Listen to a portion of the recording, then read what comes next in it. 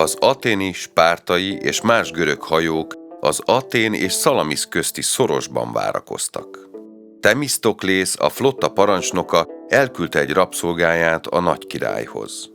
A rabszolga azt állította, a görög hajók el akarnak menekülni. A nagy király ekkor két oldalról bekerítette a jóval kisebb görög hajóhadat.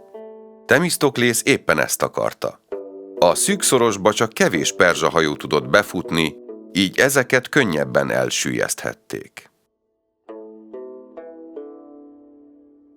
A perzsák hajói menekülni kezdtek, és a nagy kavarodásban több kárt okoztak saját hajóikban, mint a görögökében.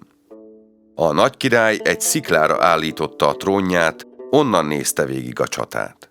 Hogy az ütközetben alul maradtak, dühösen visszavonult, és többször már nem támadt Athénra.